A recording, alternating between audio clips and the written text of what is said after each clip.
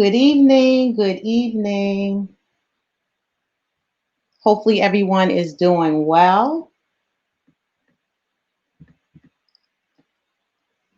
For those of you who do not know me personally, my name is Michelle Biggs, and I am the CEO of My Best Everyday Coaching and Consulting. Welcome to the launch of my series, Real Conversations with Michelle. During this series, I will feature topics many of us may be struggling with and or just need some ideas of how to push through, with the goal that something that is shared during this series will motivate you to take some action. Tonight's topic is racism, moving from anger to action and healing. I don't know about you, but the last few weeks have been mentally, spiritually, and physically draining. And after some conversations with some close friends, this series was birthed. My passion is helping others to figure out a plan for moving forward in their goals and seeing it through. And I hope through tonight's conversation that will be accomplished. So today I bring to you my esteemed panel who I will ask to introduce themselves. So first up,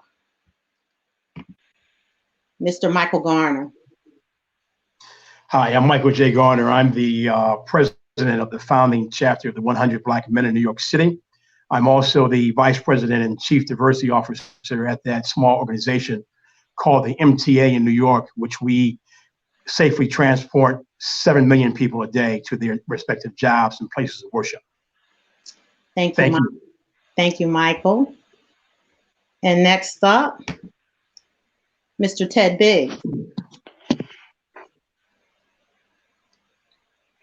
Ted. Can't hear you. Can't hear me. You can't hear me? Mm-mm. All right. I'm not sure. Something may be up with your audio. Let me introduce Jay. Jay Stewart, can you hear me? Yes, I can hear you. All right. If you can introduce yourself, yes. Jay. Officer Jason Stewart, been in law enforcement a total of 14 years. Been in the military for 11 years. 1 second here, guys.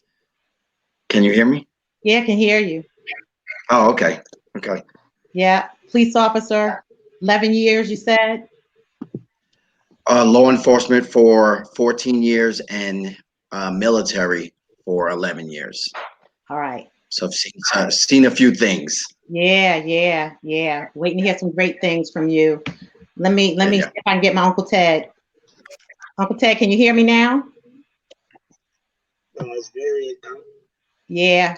You may want to log out and log back in. Okay. Kamala and Dr. Edwards. Good evening. Good My evening. name is Kamala Barker. I am a licensed psychologist. I've been practicing for 18 years and have served in a role as an administrator, clinician, as well as researcher. Hi, I'm Christopher Edwards. How are you doing? Good. Dr. Edwards? I spent 25 years at Duke University Medical Center before retiring recently as a clinician, as a researcher, and as an administrator. I look forward to the conversation tonight. Okay. Ted Biggs, can you hear us now?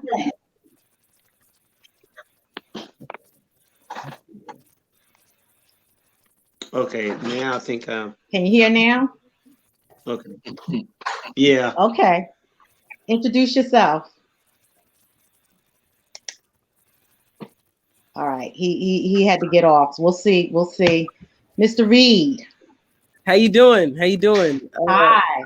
My name is Reid Shannon. I'm 19 years old. I'm an entertainer, a new so-called activist, and all around truth pusher. Thank you. Let me see if I can get my uncle up in here. Let's see if he's trying again. Give me a minute. I'm good. Sorry about that. That's okay. All right. My young Uncle Ted. Tell us about yourself.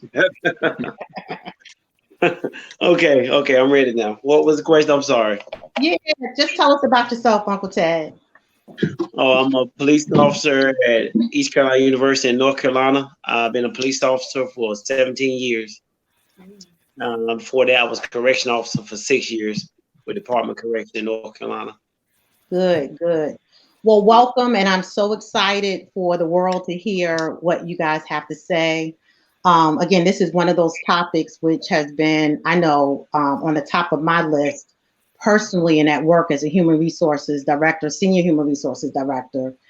And as I stated earlier, it is something that I think many of us have been struggling with. So my first question to all of you, in 2 or 3 words, how are you feeling about the state of affairs right now? Michael, start with you. Frustrated and angry. Frustrated and angry. Jason, 2 words. Disgusted and mad. Disgusted and mad. Yeah. Oh yeah. Ted, Frustrated but hopeful.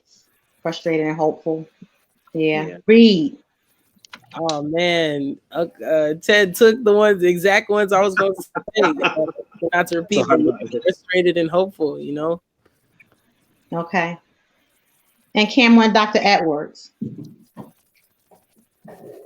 Disheartened and empowered.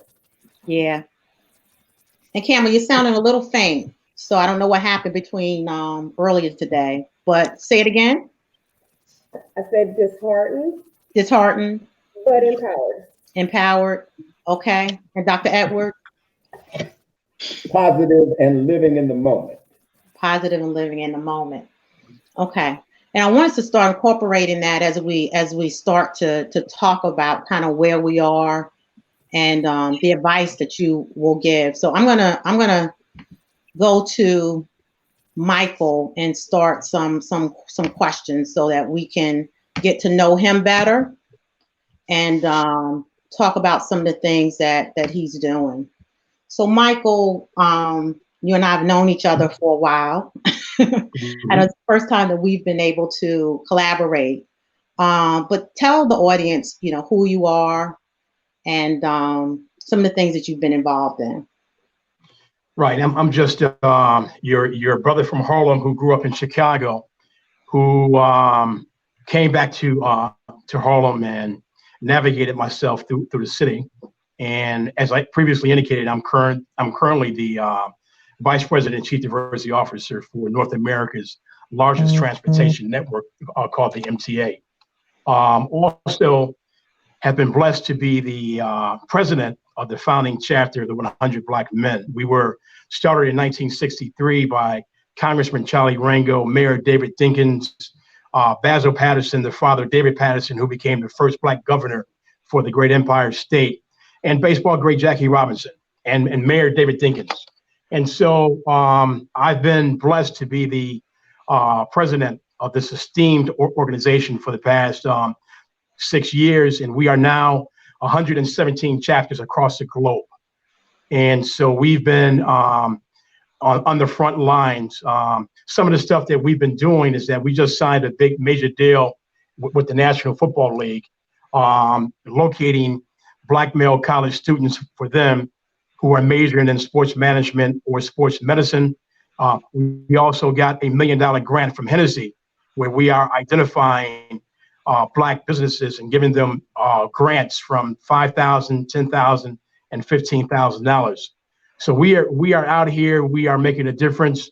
We often say that in a time of crisis, leaders lead, and so we've been leading, especially since the pandemic, and especially since the second coming of the Civil Rights Movement. Yeah. So talk a little bit about, because folks might not know another piece about you that I know about you. And when we heard I Can't Breathe by Mr. George Floyd, that horrible night, you too had a situation in your family where similar incident. So talk to us about that incident for those who may not know you.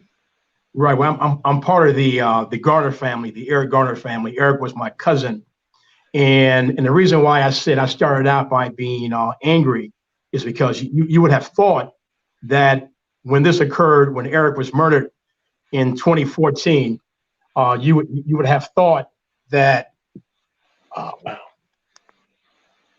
that the nation would have learned its lesson with regard to if a person is telling you he can't breathe, don't continue to choke him.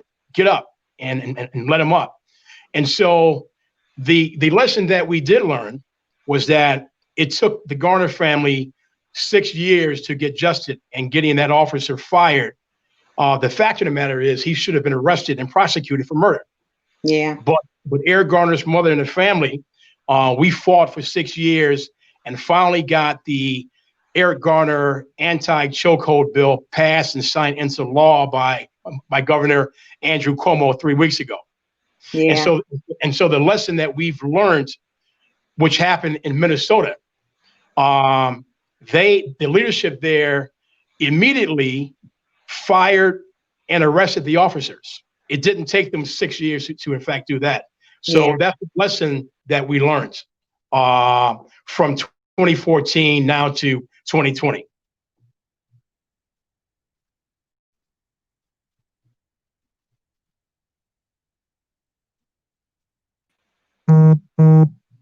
Sorry about that. Can you hear me, Eric? Eric, can you hear me?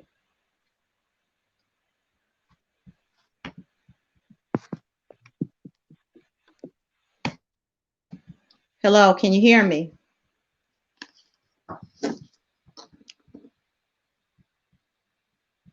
Can you guys hear me? Yes, I can. Okay, good. Sorry about that, guys. I don't know what happened. Go ahead. The lesson. Talk about the lesson, please.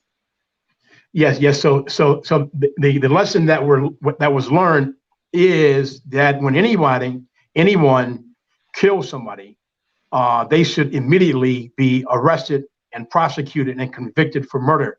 I don't care who you are, a officer in blue or just a common citizen walking down the street.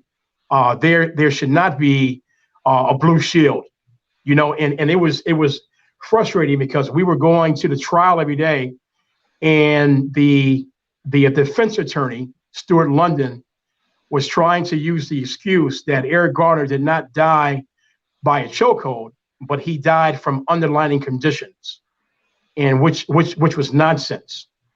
And so they did everything that they could to protect the officer and his job and his pension. But there is a God, and so he was finally convicted and fired and lost his pension, and now he's suing to get his job and his pension back. Yeah. So huge lesson, as you said, because when you think about the George Floyd case, they acted very quickly, right, on that. So a deep journey, long journey for you guys. What advice would you give to a family that goes through this? And hopefully, I'm hoping and praying it doesn't happen, but every day it seems like we're hearing something else. I know Elijah McClain incident that happened a year ago, hearing about it, and my heart is broken yet again on that. So what's the lesson in the journey? What advice would you give families around this? The lesson is, in the words of Bob Marley, you got to fight for your rights. Don't give up. Organize. And thank God for the National Action Network and the Reverend Al Sharpton, who was there from day one, supporting the family.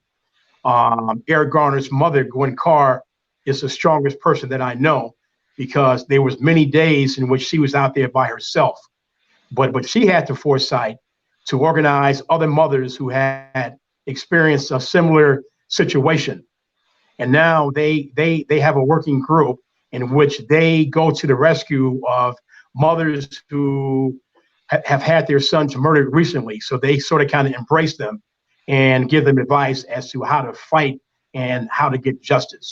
Yeah. So in the words of Bob Marley, once again, fight for your rights. Yeah. And you mentioned earlier, Michael, all of the different community activities that you're involved in. And I gotta only assume that a lot of what's happened over the years has pushed you to really become very active in the community, right? So what advice would you give to others? So I would say that you should join a larger organization, the National Action Network, the Urban League, NACP, the Alphas, the Omegas, the Deltas, the AKAs, and use that organization as a platform in order to drive effective and efficient change. When you have a group and when you go out and you give back and you raise money for college scholarships or you feed first responders, we've gotten grants where we are buying 300, 400, 500 meals every Saturday or Sunday and giving them to hospitals and to their ER and ICU staffs. Because if you ever go into a hospital on a Sunday, there are no restaurants around. And so for us to risk our lives going into hospitals during COVID-19 and donating 300 meals to the staffs and then seeing the appreciation that when they come downstairs and get their meals and salads and water and immediately go back up to their job, it is a very, very gratifying experience. So we've brought 16,000 meals, hot meals from Black restaurants to keep them open. And then we've donated those meals to first responders, shelters, and even partnering with the Black church by feeding their senior citizens. Yeah. And so always join an organization that's larger than you, so you can have an immediate impact. Yeah. So definitely get involved, is what I'm hearing from you. Find a way to get involved. All right. Yes. Michael, thank you for your feedback. And I am now going to switch to our law enforcement officers, Jay Stewart and Ted Biggs. Yes, ma'am. Hello, fellas. Hey, Hello. how you doing? You know, you Hello. are very, very near and dear to my heart, my uncle and my god brother. So go back to the words that you used to describe how you're feeling. And let's talk that through a little bit. What's causing you? What's the frustration, disappointment? Talk that through a little bit. Ted. Yeah. Okay. Well, like I said, frustration, but hopeful. Yeah. And what I mean by frustration is, when a lot of the riots, broke out and everything is, as a law enforcement officer, but more importantly, as a Black law enforcement officer, you feel like you kind of caught in the middle of everything. At one point, you're trying to do the duties as your police officer, but at the same time, you feel and for your race, because as law enforcement, we see a lot of this stuff on TV. We understand the frustrations that's going on with it. So with the community, you're trying to talk to the community and understand, and but at the same time, you try to tell them that all police officers are not like this. We're going to do a job, and a great number of us, the majority of us, do that job with the respect that comes with that badge. The hopeful part is that for instance, yesterday I had my first meeting, which I was trying to form a law enforcement forum, and what we was trying to do now is bridge the gap with the community. So I met with some of my fellow law enforcement officers and invited some of the community out, and we talked to it. And we're trying to get within another month, because COVID-19 has got everybody, in the thing in North Carolina, we can't have a lot of crowds, but we're trying to form a forum so when we take it back to communities, they can voice their concern. And I call it a straight talk program. That means what the community think about the law enforcement officers and how they feel and like what they think that can fix it. And I mean, you hear all this stuff about defunding the police department and everything like that. Well, that's up for debate in a lot of areas, but maybe a lot more training and maybe understanding, and from both sides, understand what it feels to be a police officer, to answer that call, and the frustrations of the community as well. So we had our first meeting like that. It was very successful. So we're trying to have some more next month, and hopefully we can try to bridge that gap. Yeah. So pushing yourself into some action to make a positive change. Jay, what about you? The words you described, and how's that resonating for yourself? Yeah, for me, it was just watching that whole episode. It was, I was just disgusted with it because I work with really good officers. And, to see that happen, I'm almost taken aback by it because people I work with, um, I couldn't fathom anyone doing that. Mm-hmm. But it's something that, I know that's gone on in our history, and to just see it happen, and maybe not in that form, but continuously over and over and over again, it gets to a point where, you just get fed up with it. But again, we try to educate people with history, um, educate people with by doing getting involved in the community. Also, our fellow officers, there are a lot of things they don't know. There's a lot of misleading things or things that someone told them one time, and now they have a question and they can come to you and ask you about it.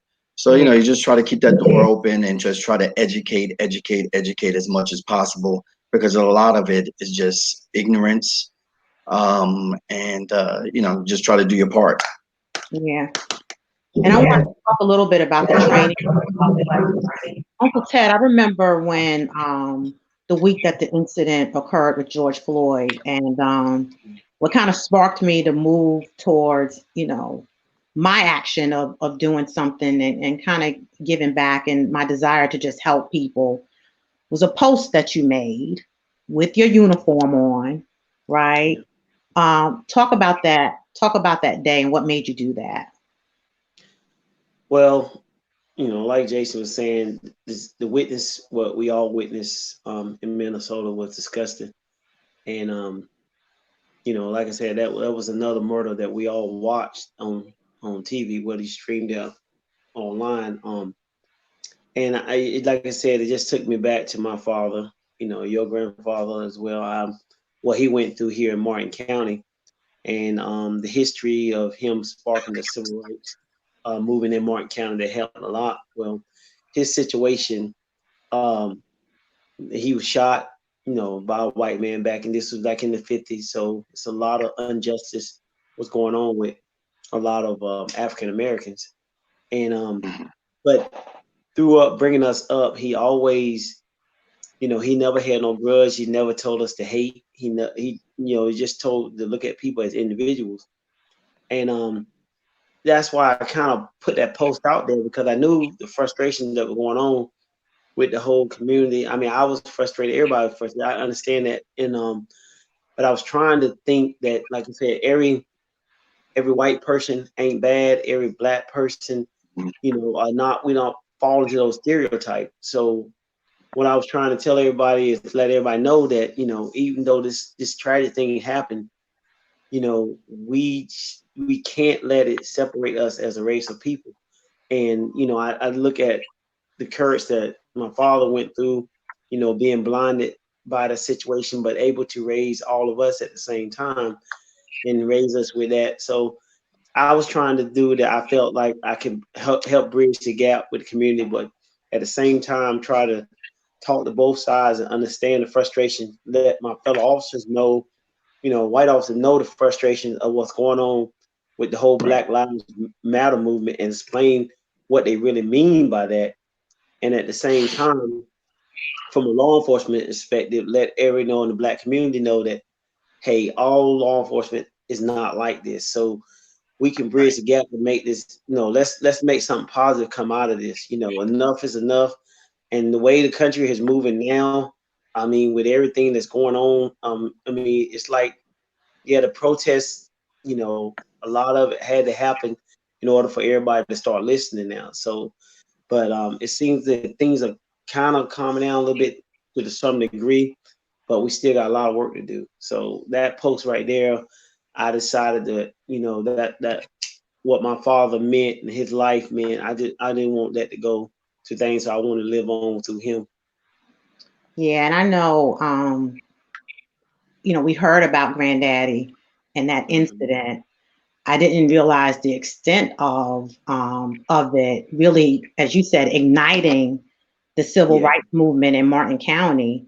I didn't learn about that to a family reunion, right? And I think after that point, quite frankly, it just energized me to just want to do more, right? Because as you said, he was such a peaceful man, right?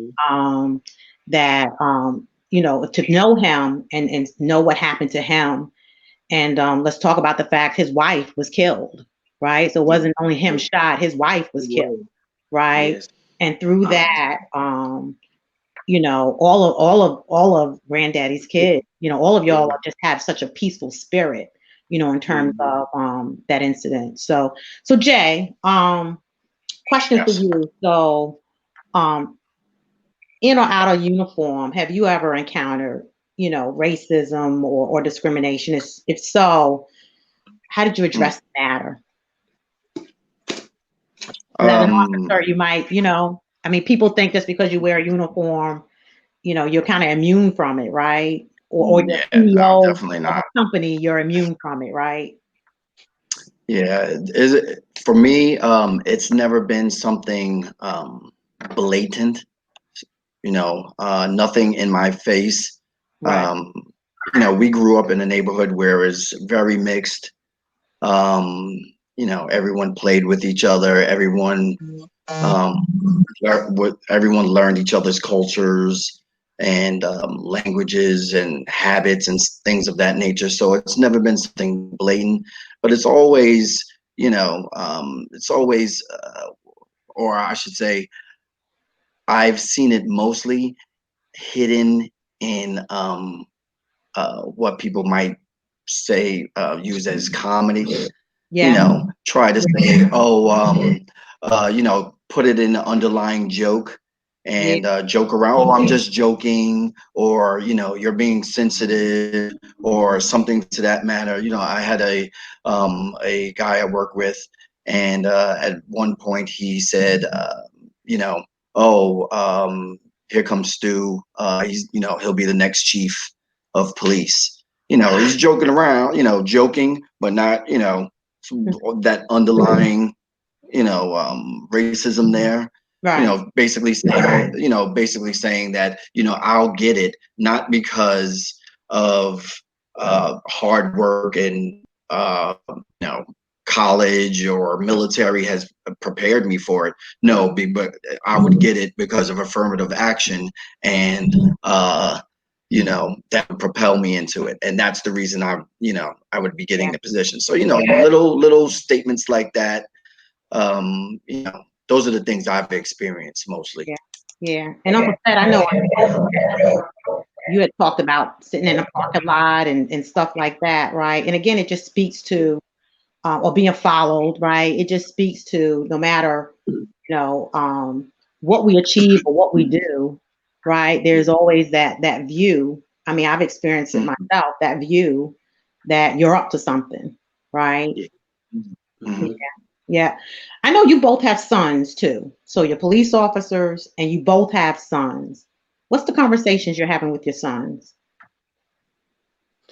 Well, and you just brought up a case about the Elijah McCain. George Floyd definitely sparked something in the whole world.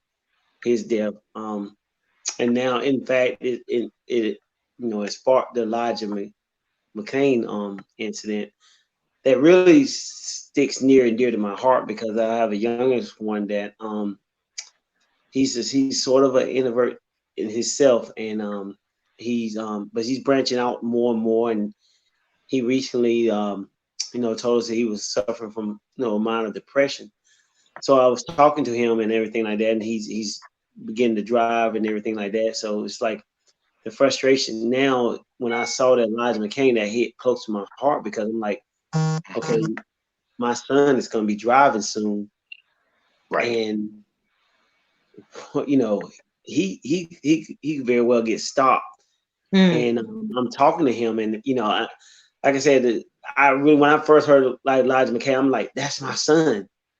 And so Yes. it's like, I talked to him, and I talked to my oldest one about a couple weeks ago, and I kept telling them the same thing. I said, when y'all drive, I said, I told my son, I said, keep your driver license up to the visor. I said, talk respectful.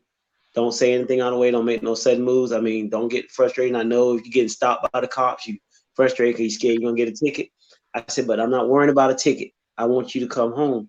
Yeah. And being as a law enforcement officer, you shouldn't have that conversation. I mean, any black man, you should never have that conversation with your kid. Yeah, you get stopped by law enforcement. Everybody do, but the make it feel like some officer, it needs to search your car, or my son make a fast move, and it could turn bad. So I just told him, get your license, show respect, give them license registration. You keep all that stuff at the visor, keep your hand on it, with all the stuff that that some fathers are telling their kids, and don't be argumentative. And I told them everything about a policy. I said, one thing about it, if you dispute that ticket, it's a policy for every police department, every highway patrol to have with a camera. So, don't worry about it. If anything is happened bad, we'll deal with it. I said, I'll deal with it, because I know the policy. I don't know the policy, but every department has a policy on video. Yeah. And if that particular officer doesn't have that video on him, then he not within his policy, because we have to abide by it. And we'll take it that way. I said, you don't have court on the street. That's why I tell anybody, even in my job, I tell these people, we're not going to have court on the street. I got a court date, and we'll see it. Yeah. So just tell them not to be argumentative, and, we'll go like that. So hopefully, it's setting through, and we shouldn't have any problems. Yeah. Just praying every day. Yeah. Jason, conversation sounds familiar in terms of what you've been telling your sons. Oh yeah, and like Ted, my oldest, Miles, he's on the spectrum. He's high functioning, but still on the spectrum. And that Elijah case, I mean, that really hit home. And this summer we're going through drivers, doing driver's ed with them. Um, just teaching them about the road and the markings and everything like that. And again, one of the first things I tell them, I mean, it's exaggerated. I tell them, you put both hands out of the window. And I know it's exaggeration, it's an exaggerated move, but I tell them to put both hands out of the window, because to us, and I've done a gazillion traffic stops, the big thing is your hands. We always have this saying that hands kill. Yeah. So if I see your hands, and your hands are on the on the on the doorway, and I get your hands, as an officer, I mean, they might think, oh, you're being a little extra, but he can still see them, and he knows that you're not reaching for anything, that you're not trying to hurt him. And like Ted said, you're respectful. Why can you grab your license, registration, proof of insurance? Okay, they're in my glove compartment. Is it okay I reach for it? These things like that. And these are the things that I go over with them, because again, that Elijah, that can easily be Miles. That can easily be something where he's in a situation where he's not understanding fully what's going on, and this person's speaking to them, and they're very hyped up and animated, and they're not understanding why you're not following directions. But and you're being in his position, he's not understanding what actions he wants him to take. So yeah, you just try to go over those things, and try to cut that off in the head, and try to alleviate those problems. I know. I have in my circle with my friends and their kids, and the Elijah incident. I thought about my nephews, right, and all of them. And thank you for that. The extra piece of advice. So there does appear to be, and this is my last question for you guys, appear to be big push for police reform, and we're seeing that, right? What do you think will make the biggest impact in facilitating the healing between police officers and the communities in which you all serve? Like I was saying, the program that I got trying to get on board now is a straight talk program. And like I said, to me, that's something that the community can come out and I was able to have a sheriff come to the meeting, came to the meeting yesterday and was talking about he's in fact trying to do something to get community out there, but he was saying that he had a problem because the younger ones don't want to come out. It's just the older ones, and he said basically the ones that he don't have any problem with, and just getting the young one out. So basically, we want to try to reach as many people that's frustrated about the system. We're giving them an open door to come out and say, look, say what you want to say, non respect manner. If you sit there and say, I don't like law enforcement, I don't trust law enforcement, then let's have a conversation about it. Tell me why.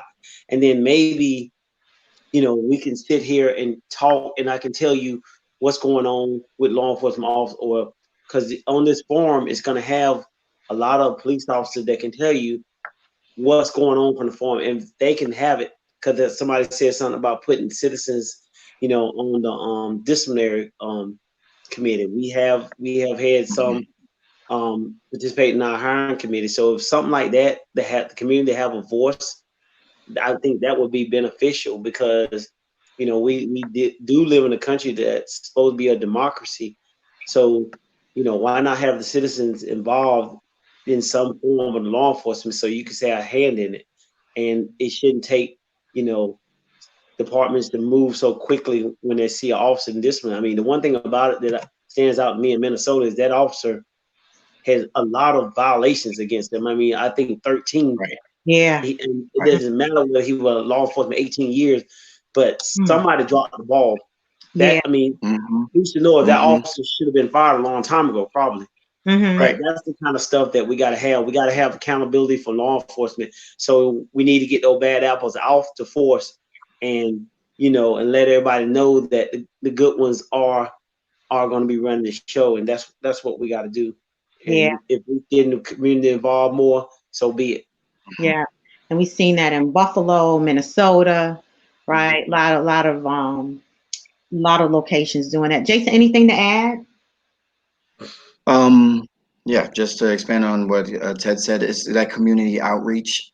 And I mean, I push it all the time. I'm currently a school resource officer at a historically Black school here, a high school here in Orlando, and I'm constantly pushing them towards a career in criminal justice. And I say that because you have a lot of people who say, I want to be an attorney, and attorneys are great, but law enforcement officers are on the streets. We're the ones on the streets.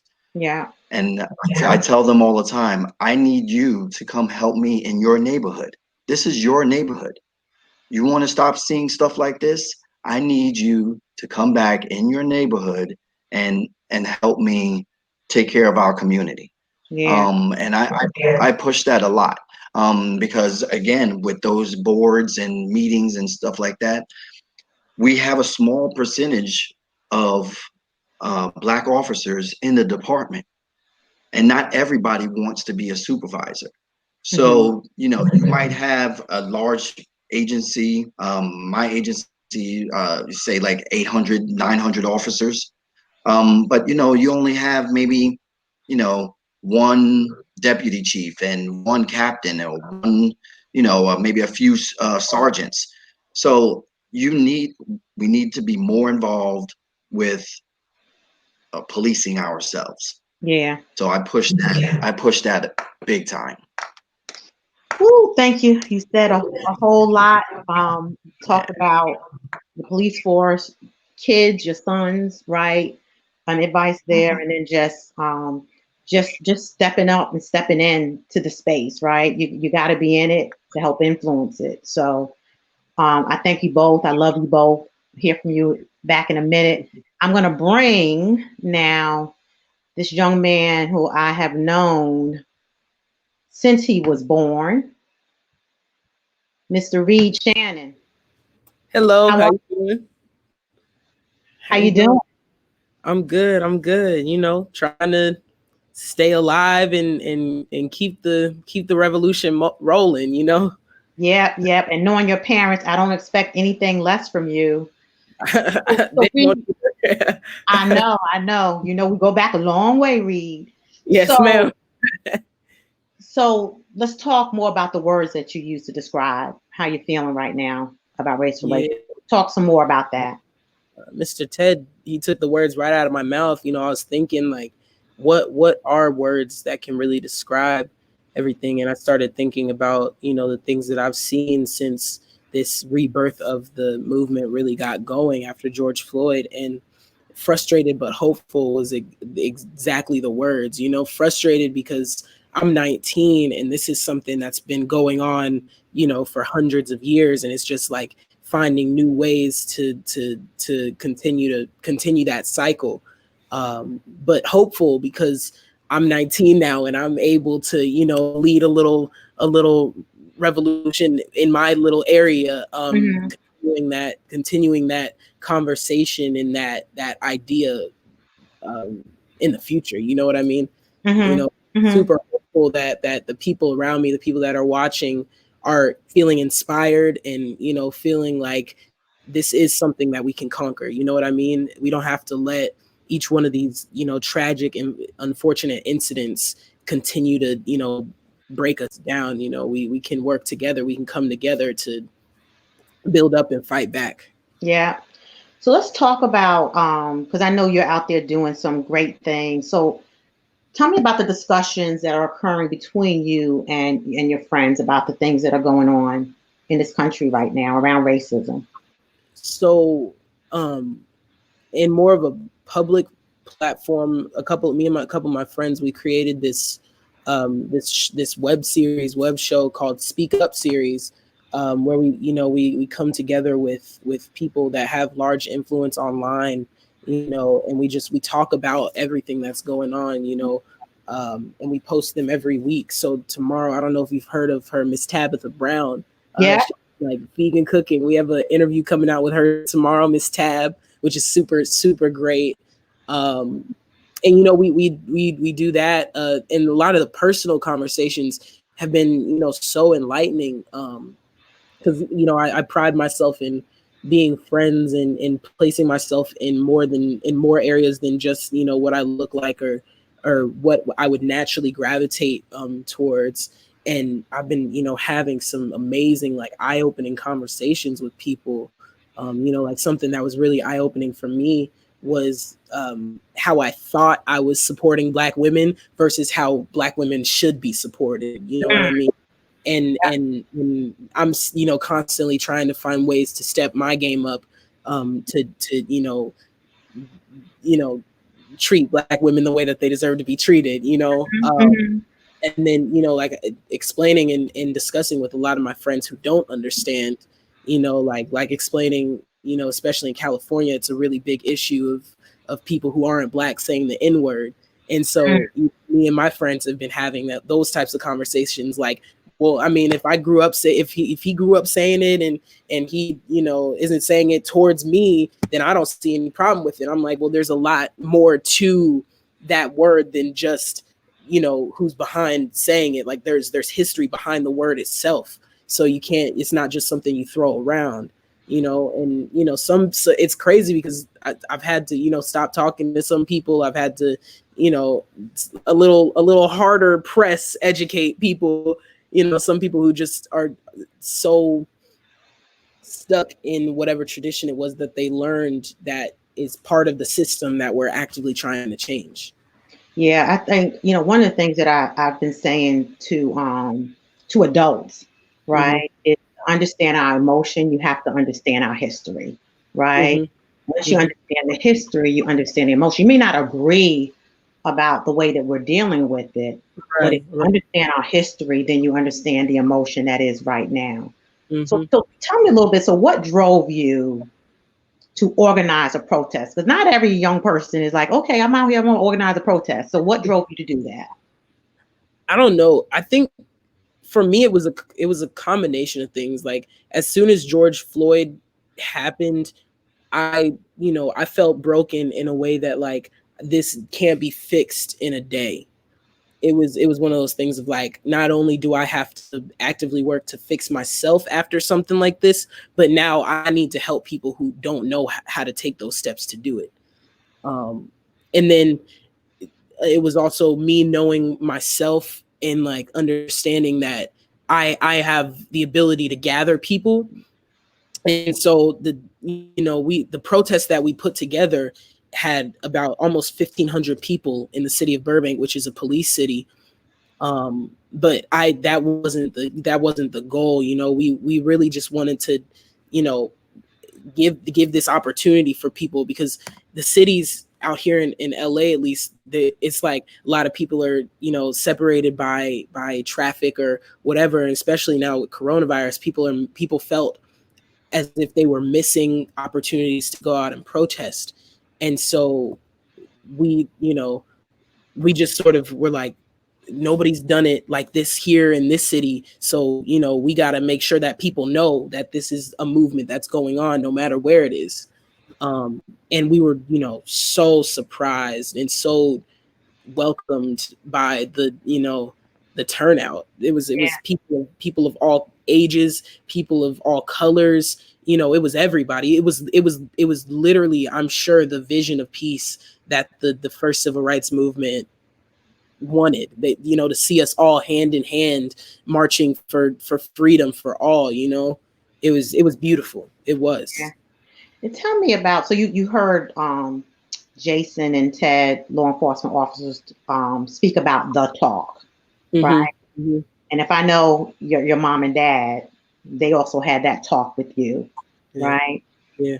Tell me about that, and how did that make you feel? I think, I don't know much. I was still a kid, but at the turn of the century, I feel like a lot of people wanted to try and have this idea with their children of like, okay, if we just keep them away from it or shelter them away from certain things, maybe they'll grow up and not have as much of the fear as I had. And that's something that I've sort of noticed a lot and observed. And luckily my parents weren't that way. They from a very young age, they sought out to educate me on who I am and how the world reacts to who I am. Mm-hmm. And so I had the conversation with them at a very early age, but it didn't click until I started to notice these things outside of home happening towards me. So like when I was in sixth grade or fifth or sixth grade, this girl called me the N-word. This white girl called me the N-word on the playground. And at that time, I didn't think anything of it. But then when the teachers started getting involved and my parents started getting involved, the school never called my parents to let them know that this had happened. And as I got a little bit older, I kept getting in trouble for things that weren't my fault. I started to, pick up on those things in even more, like when I went on tour as a 13-year-old, we were in places like Missouri, like St. Louis, when the Ferguson verdict came out. And so I started to see these things. And I think, it's been one of those things of like, it's an ongoing conversation. It is. I don't think it does any benefit if you just tell it once and then you say, all right, just beware. Like, no, it's like okay, you're 12 now. You're getting up in that age where they're starting to see you as more than just a little boy. And I think that is one of the things that saved my life up until this point. Yeah. Reid, last question, what advice would you give young people right now in terms of ways that they can get involved and really make a difference? Because you guys are out on the front line. I mean, you're out there. But what are other ways people your age can get involved? What advice would you give them? I mean, anything. I think a lot of people are, nervous or maybe scared of like oh, if I do this, this will happen, or if I do this, like I don't know, I'm unsure of what's gonna happen. But honestly, I'd say like just if you feel the need to speak up, to fight back, to organize, mobilize, whatever it is, go for it, and like don't ask for permission, because when we ask for permission, things take longer, especially if we know what's right. You know what I mean? And not to step on the toes of each other to try and get to equality first, but don't stop fighting for what's right. You know what I mean? Whether that's going out and organizing a protest, or just sitting down with your group of friends, or a school group, a class. It's taking those steps to acknowledge and then figure out what it is that is needed to dismantle. Yeah. Well, Reid, thank you. And you're such a wise young man, but I wouldn't expect anything else. Let's get these young people voting too in November. Yeah, vote. Yeah. Oh yeah, vote. Absolutely, right? Yes. Yeah. Yeah. So Thank much. you, Reid. Yeah, thank you, Reid. And I'll bring you all back in a minute. Thank you. And now I want to bring up our clinical psychologists, Ms. Kamala Barker and Mr. Christopher Edwards. So you guys are hearing all of this, and you gave your own view of how things are for yourselves. So tell me how you're feeling based on what you're hearing and just kind of where you are personally. Well, it's complicated.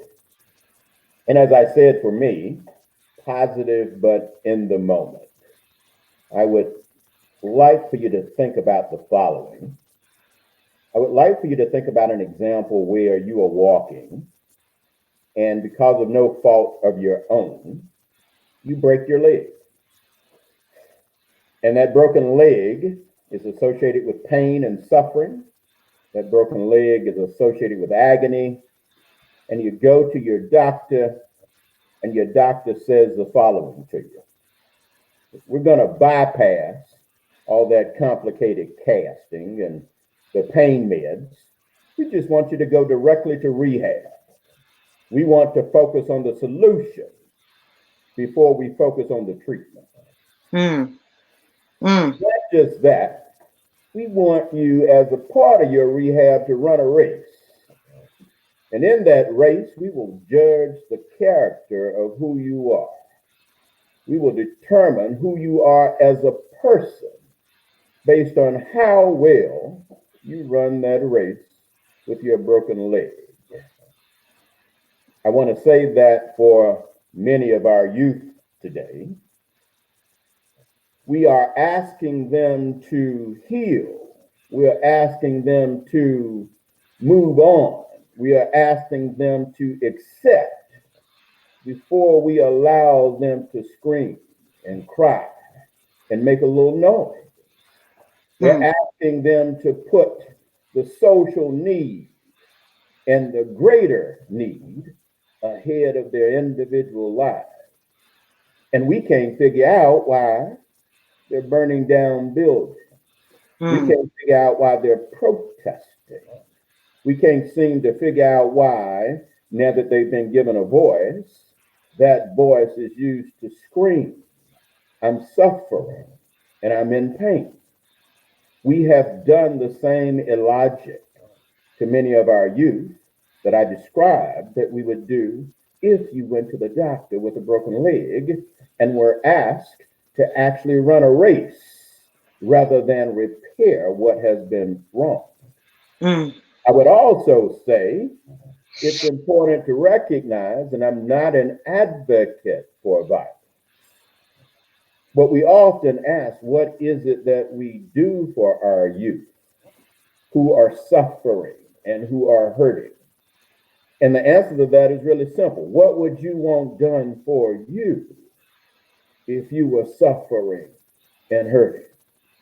And a part of that answer is first simply to acknowledge the suffering that they're going through. The second thing is, not only don't you acknowledge what they're going through, but you make sure that you're supported. Yes, you say, don't burn down a building in your neighborhood, But telling them what not to do is only half of the solution. You say, take that energy, and I need to see you in November when it's time to vote. Yes. And not just that, I'm coming to pick you up, and I expect you to have 5 friends with you that will burn down buildings. Yeah. I'm not an advocate for you tearing things up. I'm not an advocate for many of the violent things that are done, but I do understand that when you take a person and you put them in suffering for day after day, week after week, month after month, year after year, and you finally give them an opportunity to express themselves, that's exactly what they will do. So in my answer, I said I was positive. I am positive because we made more movement in 3 months Yeah. than we had in 30 years. Mm. I am living in the moment for the following reason. It is often very difficult to assess where you are in the middle of a revolution, in the middle of change. But what I do know is that the young folk who are on the street, who risk their lives, who risk their safety, who risk their security to voice their displeasure, are making a change for all of us. And so if you at home and you are crusty and you don't understand what's going on, and you have dismay about the discord that the young folk are producing, and for some reason your peaceful existence seems uprooted, then I need you to get a mirror. And I need you to ask yourself the following question. I need you to ask what the famous philosopher asked. Janet Jackson, what have you done for me lately? Absolutely. I'm Absolutely. going to shut up and let Kamala talk. Yeah, yeah, Miss Campbell, and you're right, because and I remember I saw a friend of mine, Vince Bayan, he had posted something. It's like we gotta get beyond some of the things that we're doing. We're protesting is good, but what else are we doing out there, right? So how do we get involved, right? Because it's going to take a whole lot of activity to really make a change, right? And we really do. Each of us has to find that sweet spot for us, right? So for me, it may not be protesting, it may be writing letters to my senator, right? It could be, doing some community service, right? Work. It's something, right? But it's going to take all of us doing something. And we can't afford, at least my belief, we can't afford to just sit still, right? And there's a fear that if we take our foot off the pedal, right, things are going to continue to go, they're going to go back to where they were. And we're going to continue to be complacent about what's happening, and nothing's going to change. Miss Kamala, your turn. Your words, how you feeling. And Kamala, what I also would like you to speak, because Dr. Edwards talked about the kids. I'd like for you to talk about the adults as well. But how are you feeling personally when you describe your words? So I initially described feeling disheartened, and disheartening, and I will also add there's some grief behind that, simply because at this point I would have thought things would be different. I certainly would have, or at least I envisioned things being much more progressive than they are now.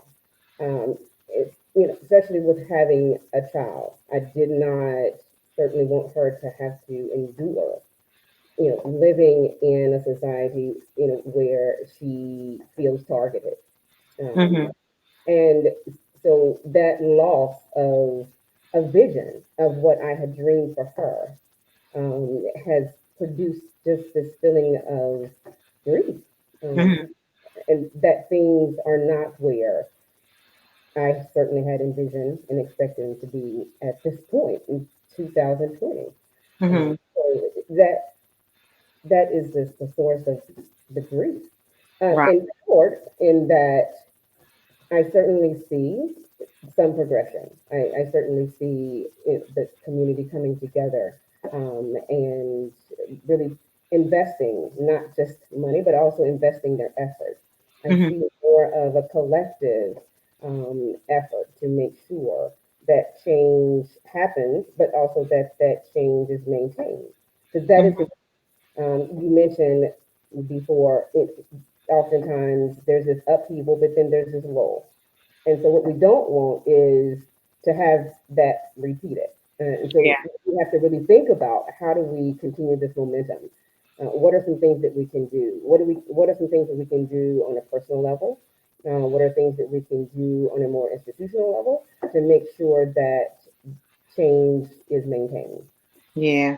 And in terms of adults and how we best cope and sort of prepare our children, it is to one, be intentional about creating a safe space in terms of talking about, and the officers certainly spoke to how to respond if they are, pulled over, if they are addressed by law enforcement. But arming them with information, because we can't afford anymore to continue to insulate them for what we think they cannot handle, because they know more than what than sometimes what we want them to know. And they are listening. They're listening to parents talk. They're listening to other adults talk about the recent events and how it's affecting them. And so being open and communicative about what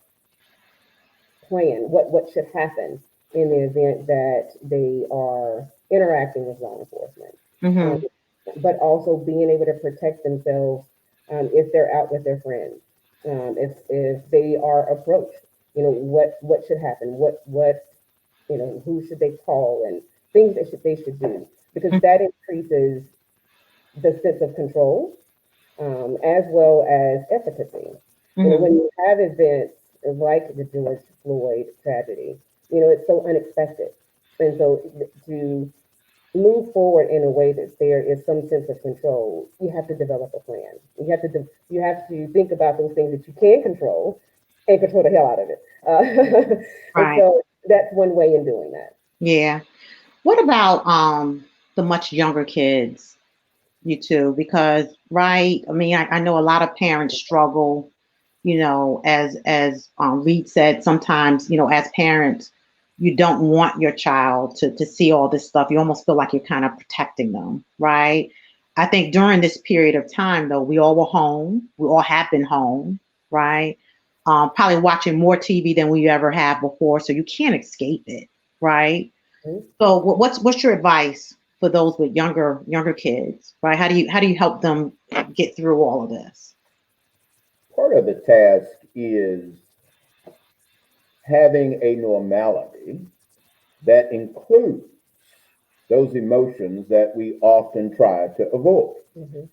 Anger, frustration are normal emotions. They are part of the spectrum of human experience. And many times we try to protect our children from those things that evoke negative emotions. But the truth of the matter is, we want them to experience those emotions, and we want to show them how to work through them. We want to give them coping and management. We want to have them see us cope and learn through what they see in us. It's okay for your kid to see you get angry. It's okay for your kid to see you get frustrated. It's also okay for your kid to see you resolve those issues and move on with your life. And so, a big part of the management of a circumstance like this during a pandemic for young children is just having an open forum where they can have the full scope of human emotions in a way that is a teachable moment, in a way that is an opportunity to learn, and in a way that practices the skills that they will need every day as a Black adult in the United States. Yeah. I don't know if I said last question. I almost feel like a preacher now. One more question. what about our Black males, right? Because I mean, what we're seeing, at least appearance-wise, seem to be impacting our Black males more than anyone else. So, what advice would you give to our Black males? Kevin? Well, I'm a Black male, so I might as well take that one. Look, as I described my example of having a broke leg, one of the things I noted is that you were being evaluated by how well you ran with that broken leg. Many of our Black males recognize that they function in a societal environment where our demographic is not appreciated and or valued, where there is negative connotation associated with your presence just for walking into a room. And so many have decided that they will not walk into the room. They've created their own rooms and their own forums where they can be strong and competent. And a part of coping as a Black man in an environment like what we have now is peer support. Men need to get with other men to talk about what they do successfully to get through this time. Black male leaders need to talk to Black male followers about what they do to be successful during this time. Black male ministers and clergy need to talk to Black men and women in the churches and in religious institutions and other secular environments to discuss what they do to be successful in an environment like this. Those who are successful have a responsibility to make sure that everyone understands the skills and the knowledge that they have that allows them to be successful. So those communications become extraordinarily important. Thank you, Dr. Edwards. But And Cam, go ahead. Can we serve offering? Can we take up an offering? Yeah. Kamala, any closing words from you in terms of just healing? How do we heal? Well, so I see the healing process very similar to coping in that there isn't a one size fit all. Right. Coping and healing is going to be different for everyone based on the available resources. In the context of COVID, just a whole nother talk show. Absolutely. Defining healing is going to be very individualized because healing may be taking part in community activities or becoming an activist. Coping may mean it's going to mean again something different to everyone. Yeah. But in healing as the same. And so I honestly think healing has to start at the individual level, meaning understanding for yourself what you're feeling, why you're feeling it, and then go about the task of understanding what is going to make you feel better. So, for example, we all have felt angry, very angry, and while anger is good, you can't stay there. And so you have to think about, okay, so what do I do with this?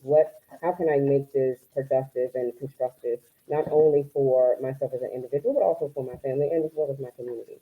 So it may mean, if you're part of a Greek organization, getting more active. Right. It may mean volunteering for school, because that's a huge, I would say, need, making sure that we are present in the school system. Yeah. Because there are a lot of things that happen to our kids that sometimes we're not necessarily aware of. And so we need to be present there. But there are other community related activities that we certainly can become more involved in to promote that healing.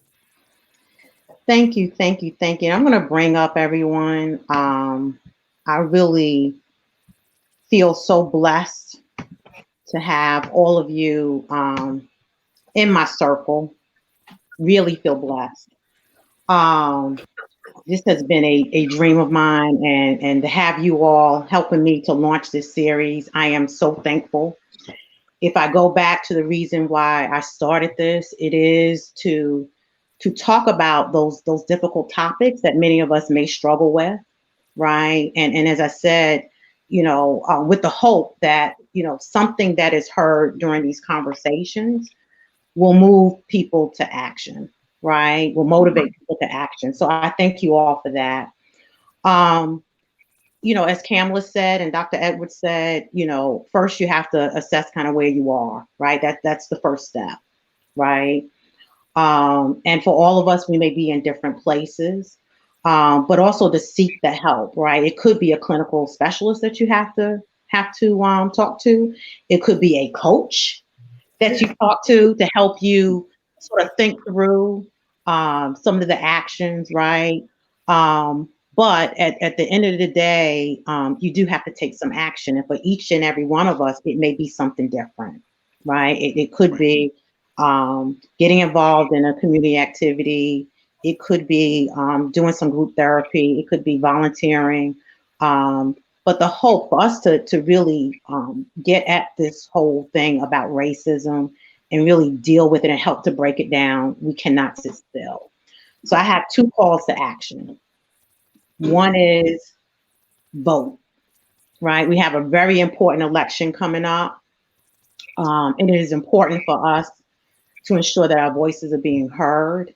But not only vote in November, but vote in every single election, your local elections too. I mean, these individuals are representing us. And if you put the wrong people in office, the wrong people get into office, there are a lot of things, laws and things that are being passed that will impact us, sometimes disparately, right? So we need to make sure that we're voting. The other thing is complete the census, right? A lot of funding and things that get allocated are based on the communities, right, in which we live, and they need to know that we're living in those communities, right? Funding is based on what they see, right? That's how they divide the money up, right, and the funding for different programs and things like that. So get active, and I hope that something that you all heard will motivate you to do something. I want to thank you all for joining us tonight. This particular episode, which is my first episode, I'm getting ready to cry, is dedicated to my grandfather, James Perry Biggs. Granddaddy, I hope we made you proud tonight. Thank you all and have a great week. My next episode, because I learned you have to plan, my next episode is going to be allyship and advocacy, bridging the gap, right? Because as I said, it does take us all, it's going to take all of us to bridge that gap. So you'll be hearing more about that shortly, but thank you for allowing us to talk and share some information that I hope will be helpful to you. Good night, everyone. Thank you. Thank you. Good night. Thank you all. Appreciate you. Love you. Love you too.